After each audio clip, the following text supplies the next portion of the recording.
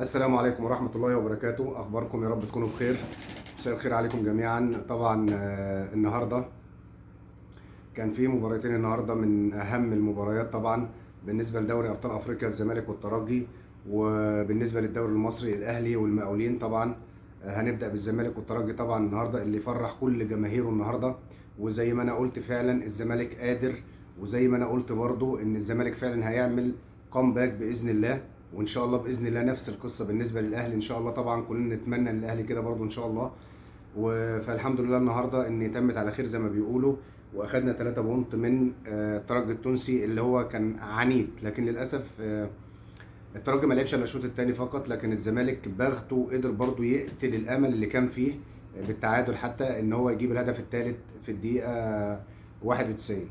طبعا المباراه النهارده انتهت 3-1 بالنسبه للنادي الزمالك، والمباراه كانت جميله في الشوط الاولاني جدا جدا جدا من نادي الزمالك، اللي اتقدم في الشوط الاولاني في الدقيقه 9 عن طريق سيف جعفر، وعزز الهدف بضربه جزاء من ضربه جزاء بهدف احمد سيد زيزو في الدقيقه 29.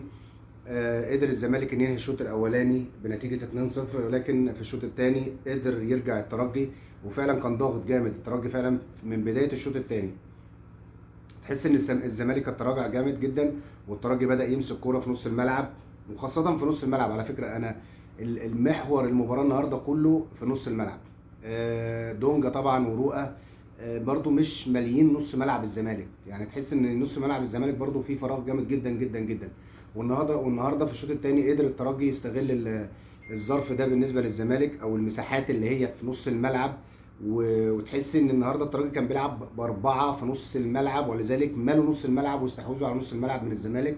ويمكن النهارده الترجي كان في الشوط الثاني كان كويس، وقدر يرجع بهدف 2-1 في الدقيقه 57.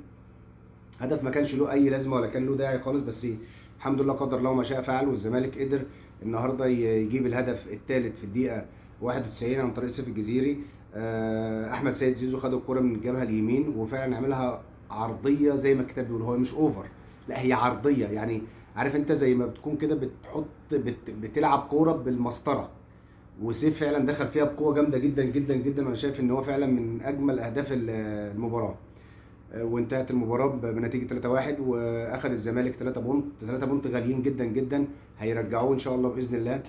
طبعا شباب بلوزداد برده كان في مباراه النهارده في نفس المجموعه مع الزمالك. شباب بلوزداد فاز 1-0 على المريخ السوداني، لكن ان شاء الله باذن الله الزمالك له فرصه ان هو يكسب الماتش اللي جاي. المريخ السوداني اللي هيبقى في القاهره، وهيبقى 7 بونت. طبعا بلوزداد والترجي، يعني انا شايف ان الترجي مش هيقدر يفوت مباراه ولا الكلام ده كله، لانه ممكن يقع في الفخ هو، لانه 9 النهارده. ولو لا قدر الله بلوزداد كسب هيبقى 9، هتبقى في مشكله جامده جدا جدا بالنسبه للترجي، لان الترجي هيخرج يروح للمريخ السوداني. ممكن نقول مش المباراه مش هتبقى صعبه على الترجي والكلام ده كله، لكن لا، الترجي هيلعب مباراه هيكسب فيها شباب بلوزداد ان شاء الله، ويبقى الزمالك 7 بعد فوزه على المريخ، وباذن الله هيبقى المباراه النهائيه هتبقى بايد اللعيبه، هتبقى بالروح زي ما بيقولوا كده، بالروح بالدم.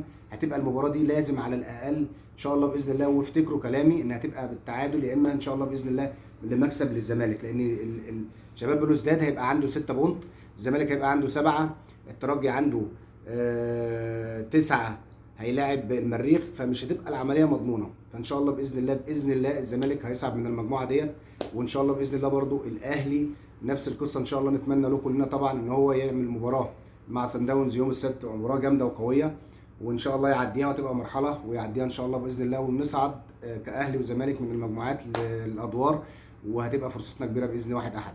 طبعا المباراه الثانيه النهارده اللي كانت في الدوري المصري، مباراه الاهلي والمقاولين العرب اللي كانت النهارده. الاهلي عمل شوط اول برده جيد، نفس القصه. الشوط الثاني المقاولين استحوذ على المباراه بالكامل، وقدر يفرض اسلوبه، وقدر يعمل مباراه عاليه جدا جدا جدا، وكان ممكن يتعادل النهارده. طبعا هو احرز الهدفين النادي الاهلي في الشوطين، في الشوط الاول، والمقاولين قدر يرجع في الدقيقه 43. انتهى الشوط الاولاني 2-1. الشوط الثاني كان استحواذ كامل المقاولين العرب، وكان ممكن يحرز، بس الحمد لله عدت على خير، وقدر الاهلي النهارده ياخد 3 بونت غاليين برضو قبل ما يسافر لجنوب افريقيا.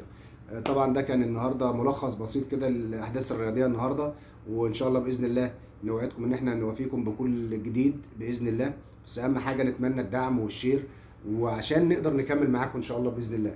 يلا تصبحوا على الف خير.